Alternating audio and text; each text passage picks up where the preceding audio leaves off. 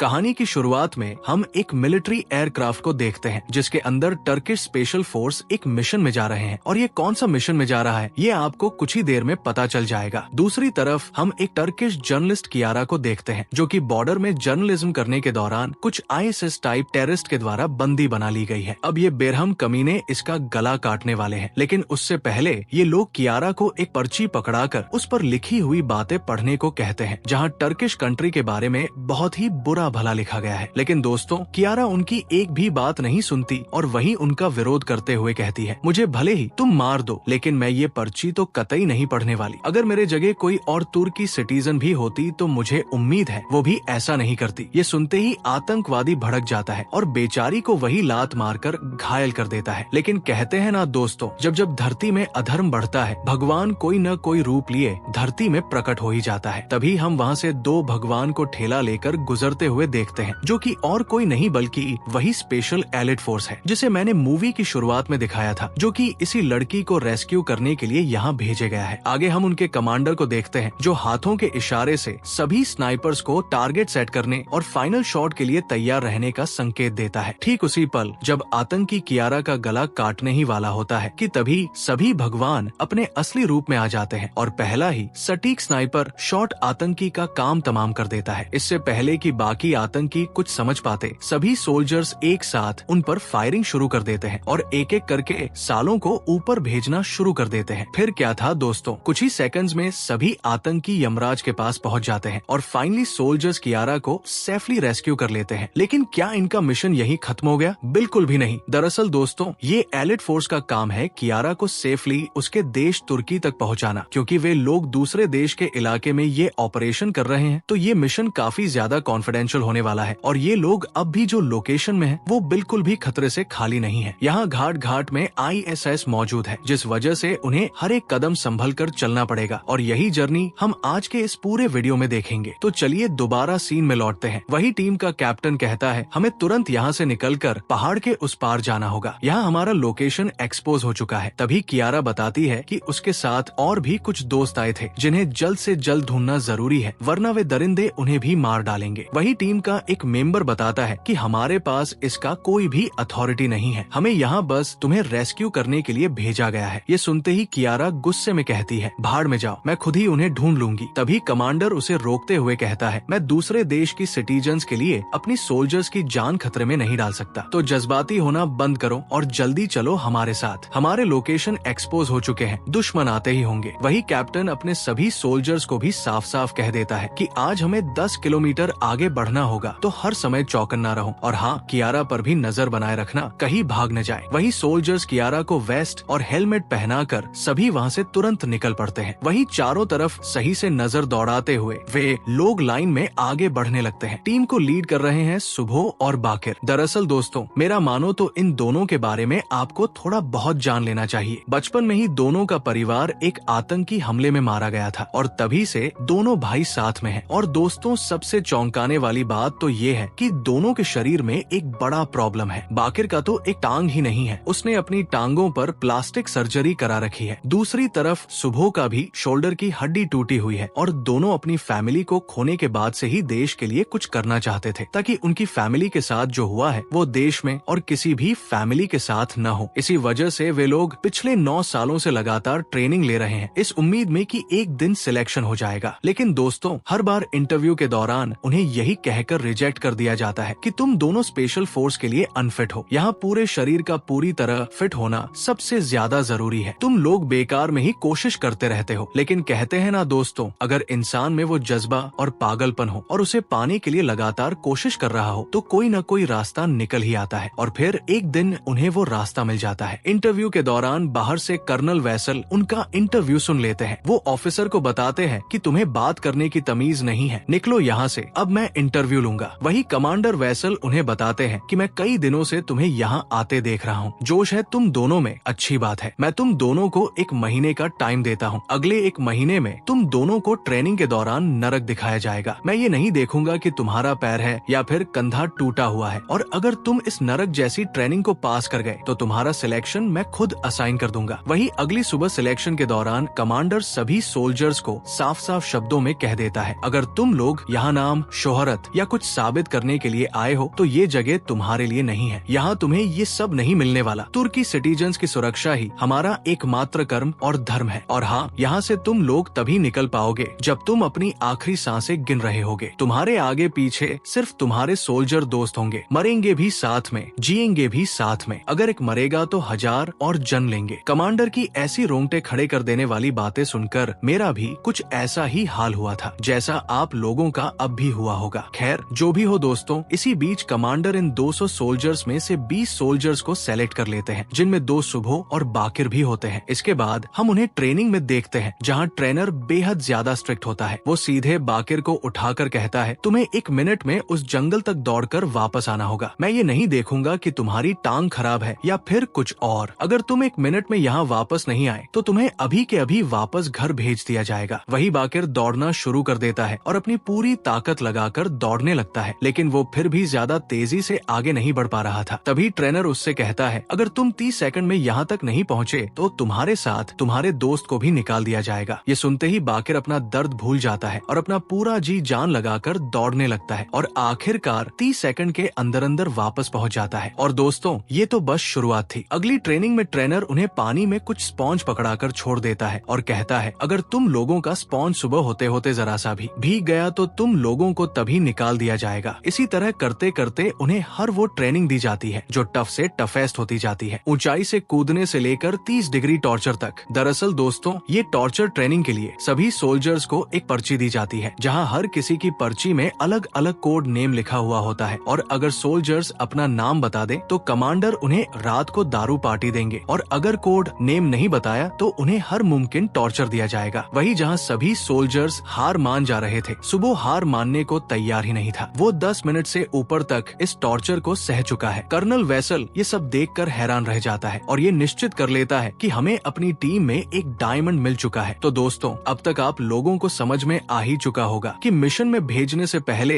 इन्हें किस लेवल की ट्रेनिंग दी गई है। खैर, अब हम वापस मेन सीन में लौटते हैं। पहाड़ से गुजरते वक्त उन्हें कुछ बच्चों और बुजुर्गों की लाशें मिलती है, जिन्हें कुछ ही देर पहले मारा गया था। वही वहाँ कमांडर भी पहुँच जाता है और सुबह बताता है कि सालों ने मासूम बच्चों को भी नहीं छोड़ा सर। वही कियारा भी बच्चों की लाशें देखकर कमांडर से कहती है, क्या इतना ही आसान है सर किसी की भी जान ले लेना? इन मासूम बच्चों की क्या गलती थी बताइए? सिर्फ यही कि ये लोग हिंदू थे या फिर ये लोग दूसरे देश के थे, इसलिए अल्लाह इन्हें कभी नहीं बख्शने वाला। वही कमांडर कहता है, हमें अब निकलना चाहिए। ये सुनकर कियारा कमांडर से कहती है, ये तो आपके कोई नहीं लगते ना, इसलिए आपको क्या ही फर्क पड़ने वाला है। जब ये आपके परिवार के लोग होते तब आपको समझ में आता। लेकिन तभी कमांडर को दूर कुछ हलचल नजर आती है। स्कोप से देखने पर उन्हें पता चलता है कि कुछ आतंकी गाड़ियां लेकर उनकी ओर आ रहे हैं। कमांडर तुरंत सबको छिपकर पोजीशन लेने को कहता है। दरअसल दोस्तों, ये आतंकी उन्हीं बच्चों की लाशों को चेक करने के लिए आए होते हैं कि कहीं कोई गलती से बच तो नहीं गया। वहीं उनका ध्यान भटकाने के लिए कमांडर ने पहले ही झाड़ियों में एक रेडियो रख दिया था और दूसरी तरफ 3 टैंकर भी उन्हें उड़ाने के लिए तैयार कर चुके थे। वही कमांडर तुरंत टैंकर को लोकेशन पर लॉन्च करने का आदेश देता है। टैंकर भी वहां तुरंत एक के बाद एक शॉट मारना शुरू कर देता है, लेकिन ये आतंकी चाचा लोग तो रेडियो सुनने में ही बिजी रहते हैं। फिर क्या दोस्तों, एक ही सेकंड में सब कुछ खत्म। वही उनमें से 2 आतंकी बच गए थे, एक जो कि कार में बैठकर धड़ाधड़ मशीन गन चला रहा था, लेकिन हमारा स्नाइपर भाई आरिफ साले को एक ही बार में उड़ा देता है। वही दूसरा चाचा भी कार से निकलकर भाग रहा था, लेकिन आरिफ उसको भी उड़ा देता है। इसके बाद कमांडर सबको बताता है कि ये लोग पश्चिम से आए थे, मतलब सालों ने पश्चिम में भी जरूर कुछ ना कुछ कांड किया होगा। तभी बेस से उन्हें सूचना दी जाती है कि उत्तर की ओर से 2000 जिहादी बॉर्डर को बंद करने के लिए निकल चुके हैं। तुम लोगों को तुरंत बॉर्डर क्रॉस करके अपने देश में एंटर होना होगा। ये सुनते ही सभी वहाँ से तुरंत निकल पड़ते हैं और रात होते होते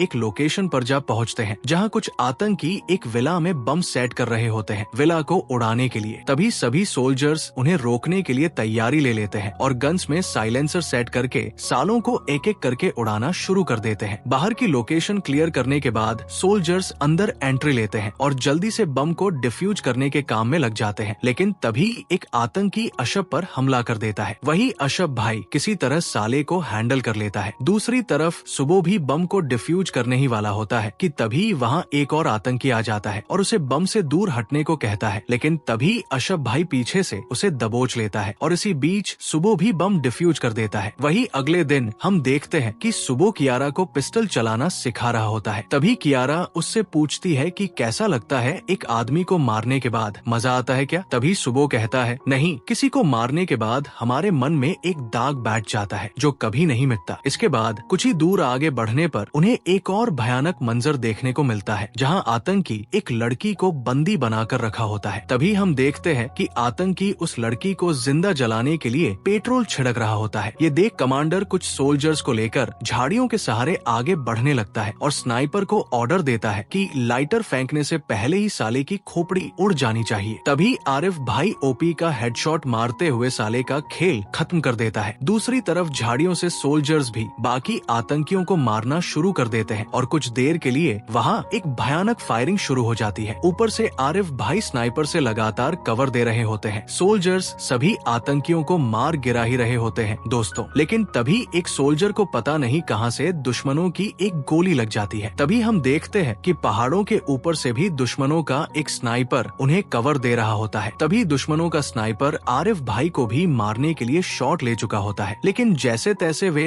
दोनों बच जाते हैं। लेकिन दोस्तों इस बार तो आरिफ भाई साले को छोड़ने वाला नहीं था। वो तुरंत पोजीशन लेकर एक ही शॉट में साले को नरक भेज देता है। इसके बाद कमांडर उस लड़की को भी रेस्क्यू कर लेता है। वही दोस्तों लड़की भी कमांडर को देखकर काफी ज्यादा इमोशन हो जाती है और कहती है कि मुझे इन दरिंदों से बचाने के लिए मैं आपके लिए रोज अल्लाह ताला से दुआ मांगी करूंगी, आमीन। वही कमांडर भी बेहद इमोशन हो जाता है दोस्तों, क्योंकि उसकी भी एक बेटी थी जो उसे ऐसे ही अक्सर गले मिला करती थी और आमीन अमीन कहा करती थी, लेकिन अब वो इस दुनिया से चली जा चुकी थी। खैर जो भी हो दोस्तों, इसके बाद वही उन्हें रूसी मिलिट्री फोर्स का एक मेंबर बहुत ही गंभीर हालत में मिलता है। वो बताता है कि हम लोग भी आप ही लोगों की तरह यहाँ अपने देश के सिटीजन्स को रेस्क्यू करने के लिए आए थे, लेकिन इस ऑपरेशन में मेरे सारे साथी मारे गए। तभी कमांडर उसका दर्द कम करने के लिए उसे मॉर्फिन लगा देता है। वही कमांडर पूछता है कितने लोग थे भाईजान? वही रूसी सोल्जर कहता है लगभग 2000। ये सुनते ही कमांडर के होश उड़ जाते हैं और उसे ये समझ में आ चुका होता है कि हमें जितना जल्दी हो सके यहाँ से निकलना पड़ेगा, वरना हमारा भी यही हाल होगा। वही कमांडर उसे 2-3 मॉर्फिन और दे देता है, लेकिन वो सोल्जर कहता है मेरे लिए ये सब खत्म मत करो भाईजान, बाद में आपको जरूरत होगी। मेरा अल्लाह के पास जाने का वक्त आ गया है। मैं ऐसा शरीर लेकर और नहीं जी सकता। आप मुझे गोली मारकर आजाद कर दीजिए। वही कमांडर भी उसे दर्द से जूझता देख उसे आजाद करना ही सही समझता है और उसे आजाद कर देता है। दूसरी तरफ कियारा उस लड़की से बात करके इन्फॉर्मेशन निकालने की कोशिश करती है, लेकिन लड़की कुछ भी नहीं कहती। उसके बाद हम देखते हैं कि वो लड़की उन्हें उसके गांव में ले जाती है। वही सभी सोल्जर्स गांव को सही से चेक करते हुए पहले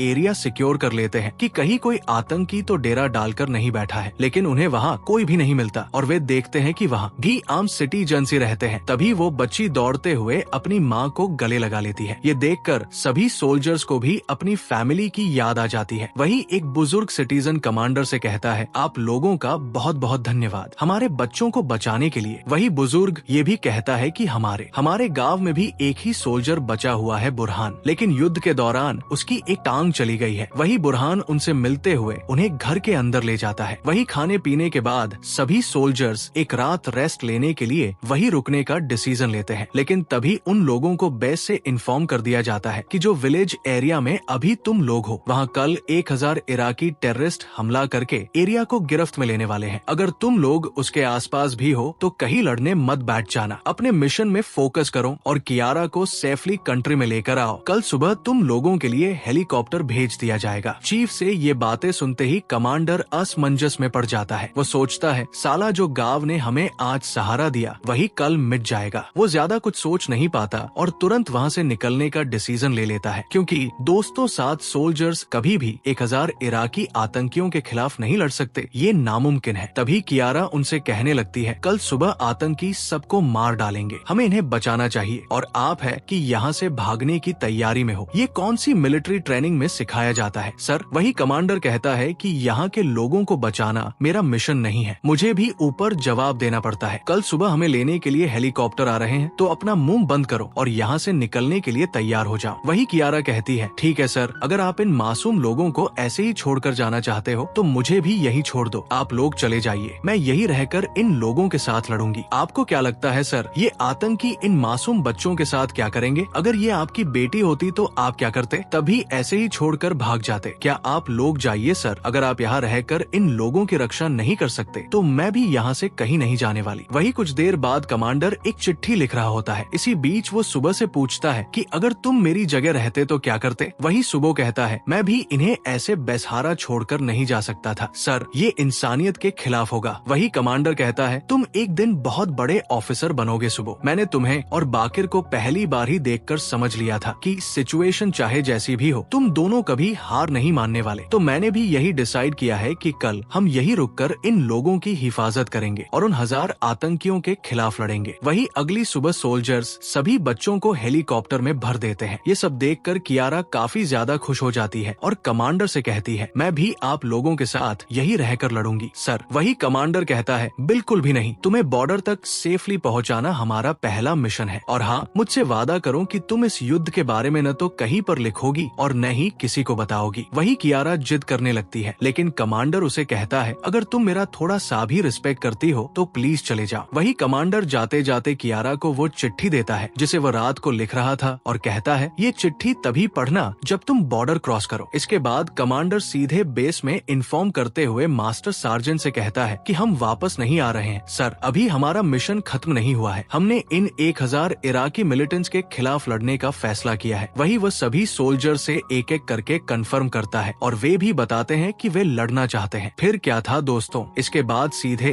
वे लोग लड़ाई की तैयारी शुरू कर देते हैं। वही कमांडर उन्हें साफ साफ कह देता है कि ये कोई पबजी या फ्री फायर का सोलो वर्सेस स्क्वाड गेम नहीं है। यहाँ ये हमारी जिंदगी की सबसे टफेस्ट लड़ाई होने जा रही है क्योंकि हम बस 7 हैं और 7 सोल्जर्स कभी भी इतना सारा मिलिटेंट के खिलाफ नहीं लड़ सकते और वो भी इतने लिमिटेड हथियारों के साथ। लेकिन फिर भी हम ये कर सकते हैं। ऐसे मुश्किल सिचुएशन में हमारा सबसे बड़ा हथियार है टीम वर्क, तो एक दूसरे का सहारा बनो। दूसरी तरफ सुबह सभी सोल्जर्स को प्लान समझाते हुए कहता है कि क्योंकि हमारा फोर्स लिमिटेड है तो एनिमीज को हमारा रियल नंबर्स पता नहीं चलना चाहिए। हमें उन्हें चारों तरफ से भटकाना होगा ताकि उन्हें लगे कि हम तादाद में ज्यादा है। इसके बाद वे लोग रास्ते में बम लगाने चला जाते हैं क्योंकि रास्ते में ही ज्यादा से ज्यादा मिलिटेंट को उड़ाया जा सके। वही कमांडर कहता है कि सबके पास गोला बारूद पहुंचाने के लिए एक आदमी चाहिए होगा। वही गांव की एक लड़की कमांडर से कहती है मुझे एक मौका दीजिए कमांडर, मैं ये काम कर सकती हूँ। मेरे दादाजी कहा करते थे कि हर एक युद्ध एक नया योद्धा तैयार करता है। वही कमांडर कहता है ठीक है, सुनकर अच्छा लगा, तुम्हारे दादाजी भी आर्मी में थे, तुम में भी उन्हीं का खून दौड़ रहा है। वही वे लोग सब कुछ सेट करने के बाद दुश्मनों का इंतजार करने लग जाते हैं। कुछ देर में स्नाइपर आरिफ उन्हें सूचना देता है कि दुश्मन आ रहे हैं, सभी तैयार हो जाओ। वही सभी सोल्जर्स तुरंत अपनी पोजीशन लेने के लिए निकल पड़ते हैं। वही वे लोग बाकिर को भी एके पकड़ा देते हैं और दूसरी तरफ कमांडर और सुबो फ्रंट में जाकर उनके बम तक पहुंचने का इंतजार करते हैं। और जैसे ही आतंकी बम तक पहुंचता है कमांडर रिमोट दबाकर सालों को वही उड़ा देता है। इससे पहले कि एनिमीज कुछ समझ पाते कमांडर और सुबो सालों पर गोलियां बरसाना शुरू कर देते हैं। इसी बीच ऊपर से भी स्नाइपर भाई आरिफ एक के बाद एक एनिमीज को डाउन करना शुरू कर देता है। और ये चाचा को देखो भाई लोग, लॉजिकली देखो तो पता नहीं है किसको मार रहा है। खैर जो भी हो दोस्तों, वही स्नाइपर आरिफ भाई उसे उड़ाने ही जा रहा था लेकिन चाचा एक इंच के लिए बच जाता है। दूसरी तरफ दोस्तों कुछ आतंकी गांव में घुसने में सफल हो जाते हैं लेकिन अशरफ भाई उन्हें मशीन गन से सरप्राइज अटैक दे देता है। ऊपर से स्नाइपर लगातार गांव में घुसते आतंकियों को ढेर करता जाता है। वही बाकी सोल्जर्स भी लॉन्चर से उन आतंकियों को गांव में आने से रोकते हैं। इसी दौरान बुरान भाई पर एक आतंकी हमला कर देता है और उसे जान से मारने ही वाला होता है लेकिन पीछे से हमारा एक सोल्जर आकर उसे बचा लेता है। इसी बीच आतंकी देख लेते हैं कि साला मीनार का स्नाइपर बहुत परेशान कर रहा है, इसलिए वे लोग वहां टैंक लॉन्च कर देते हैं और मीनार को उड़ा देते हैं। ये देख सुबह तुरंत मिसाइल दागकर साले के टैंक को एक ही झटके में उड़ा देता है। लेकिन दोस्तों खुशखबरी ये भी है कि हमारा आरिफ भाई अभी भी जिंदा है लेकिन घायल हो गया है। ऐसे हालात में भी वो अपना स्नाइपर उठाकर दुश्मनों को फिर से मारना शुरू कर देता है। वही दूसरी तरफ वही लड़की को बुलेट लेने के लिए ले जाते वक्त उसे भी एक बुलेट लग जाती है। वही सुबह जल्दी से उसे उठाकर वहां से सेफली निकाल ले जाता है। इसी बीच एनिमीज काफी नजदीक पहुंच जाते हैं और बुरान भाई को कुछ बुलेट्स लग जाती है। घर के अंदर से कवर देने वाला मुस्तफा भाई को भी आतंकी पकड़ लेते हैं। वही आरिफ भाई एक आतंकी पर गोली चलाने ही वाला था लेकिन मुस्तफा उसे मना कर देता है और खुद ही एक ग्रेनेड निकाल कर कहता है कि एक मरेगा तो 1000 और जन्मेगा। ये कहते ही वहाँ एक भयानक ब्लास्ट हो जाता है। मुस्तफा भाई की ये कुर्बानी देखकर सभी सोल्जर्स काफी भावुक हो जाते हैं क्योंकि टीम में वही था था जो हमेशा सबको हंसाता रहता था। लेकिन दोस्त, इमोशन होने से तो नहीं चलेगा ना, अभी तो जंग बाकी है। वही दूसरी तरफ हम अशरफ भाई को देखते हैं जो पीछे से मशीन गन लाकर लगातार उनकी गाड़ी पर फायरिंग कर रहा होता है। वही वो गाड़ी के टायर में एक ग्रेनेड फेंककर वहाँ से निकल जाता है। दूसरी तरफ हम सुबह और बाकिर भाई को देखते हैं जो ऐसी मुश्किल सिचुएशन में भी दोनों भाई मजा मार रहे होते हैं। वही अशरफ भाई आगे जाकर झाड़ियों में से छुपकर आने वाले आतंकियों को अकेले मशीन गन से उड़ाने लगता है। वही दूसरी तरफ बाकी सोल्जर्स भी बुरहान भाई को एक सेफ लोकेशन में ले जाने की कोशिश कर रहे थे। लेकिन इसी बीच पीछे से एक स्नाइपर की गोली बैबस भाई के पेट में लग जाती है। वही आरिफ उसे जल्दी आने को कहता है। वही बैबस भाई कहता है, अरे मैं हिल नहीं पा रहा हूँ भाई, तुम मुझे ढाल बनाओ